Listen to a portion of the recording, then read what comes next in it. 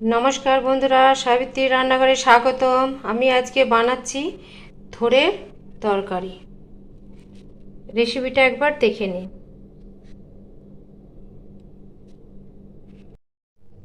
আমি এখানে এতটা থোড় নিয়েছি। এই থোড়টা আমি কেটে নেব, বটিতে কাটবো। বটিতে কাটলে এটা ভালো হবে, ছুরিতে অতটা ভালো হবে না, তাই জন্য আমি বটিতে কেটে নিচ্ছি। এই যে থোড়টা আমি কেটে নিয়েছি। আমি জলেই কেটেছি, শুকনো কাটলে বেশি কালো হয়ে যাবে, তাই জন্য। জলটা কেমন কালো হয়ে গেছে। এবার এইটা আমি ভালো করে ধুয়ে নেব। একটা আলু দিয়েছি, এইভাবেই কেটেছি আমি। সব ধুয়ে নেব।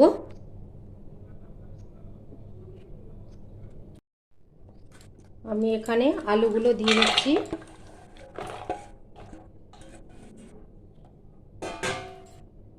আর থোড়টাও দিয়ে দিচ্ছি। সব ভালো করে আমি ধুয়ে নিয়েছি। এবার দিয়ে দেবো একটু হলুদ,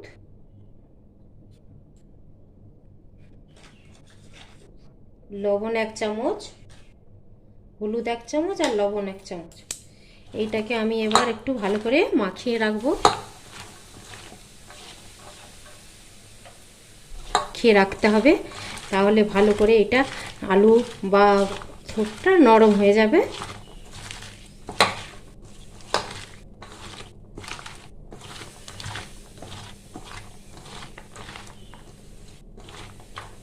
এটা আমি মাখিয়ে রেখে দিচ্ছি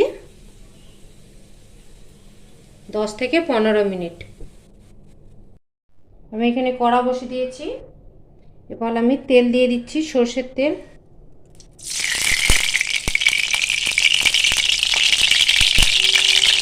দুই থেকে 3 চামচ। তেলটা গরম হয়ে গেছে। এখানে দুটো তেজপাতা, একটা শুকনো লঙ্কা আর ছোট চামচের 1 চামচ 5 ফোড়ন।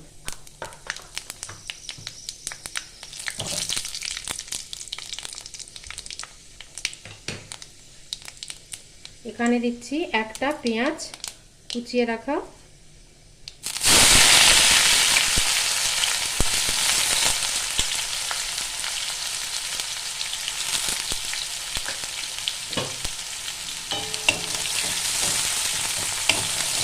এটা একটু ভাজা ভাজা করে নেব।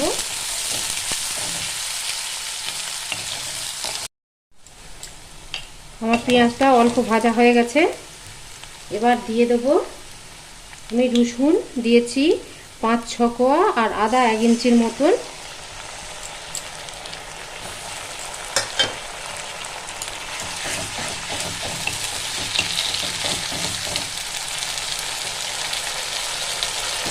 এখানে দিয়ে দিচ্ছি 1 চামচ জিরে গুঁড়ো,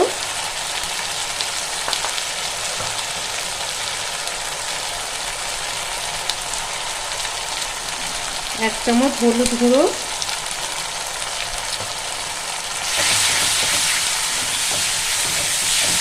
এটা একটু ভালো করে আমি কষিয়ে নেব।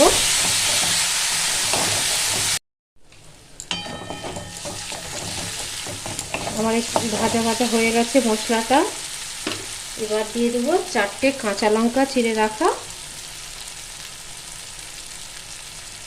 আর অল্প পরিমাণে লঙ্কা।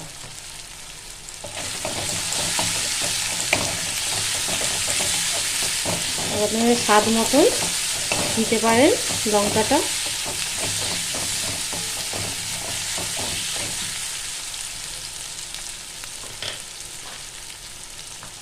পরিমাণ মতো লবণ।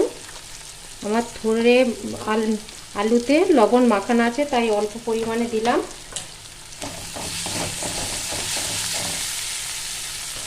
এবার দিয়ে দেবো কটা চিংড়ি মাছ।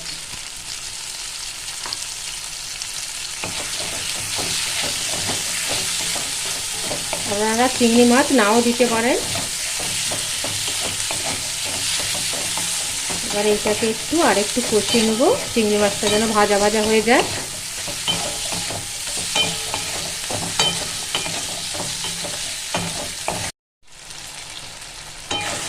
মশলাটা আমার কষানো হয়ে গেছে, চিংড়ি মাছটাও ভাজা হয়ে গেছে। এবার দিয়ে দেবো কেটে রাখা থোড়টা। আমি এটা জলটা দেবো না, আমি চিপে চিপে এটা দেবো।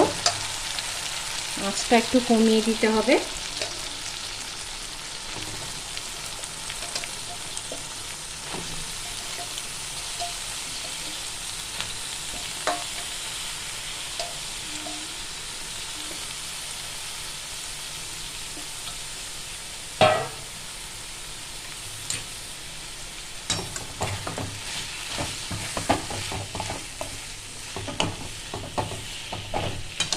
এইভাবে ভালো করে নাড়াচাড়া করতে হবে।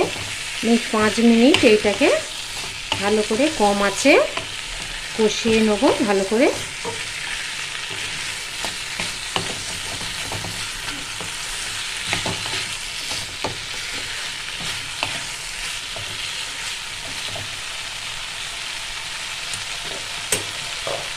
এটা ঢেকে ঢেকে রান্নাটা করব।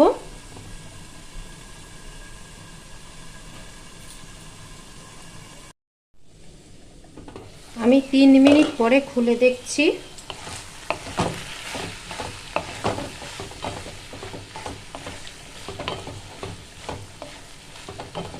আর আলু আর থোড়টা সেদ্ধ করার জন্য আমি অল্প পরিমাণে একটু জল দিচ্ছি।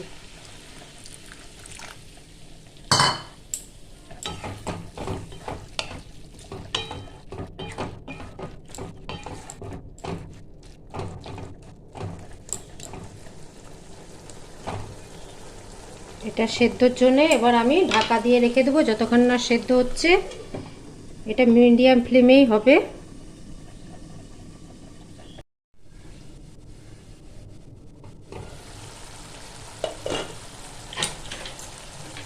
আমি এটা আবার খুলে দেখছি। আলুগুলো সেদ্ধ হয়ে গেছে। এটা একটু এরকম করে ঘেটে দিতে হবে।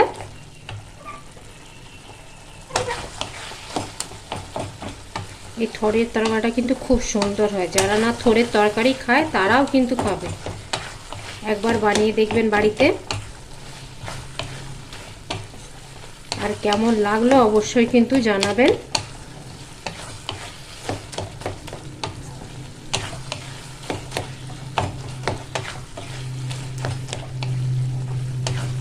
একটু ভালো করে এগুলো নাড়াচাড়া করে নিতে হবে যাতে এগুলো ভালো করে আলুগুলো গলে যায়।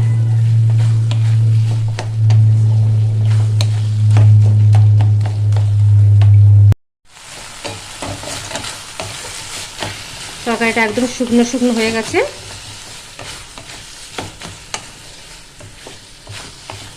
সার্ভ করব।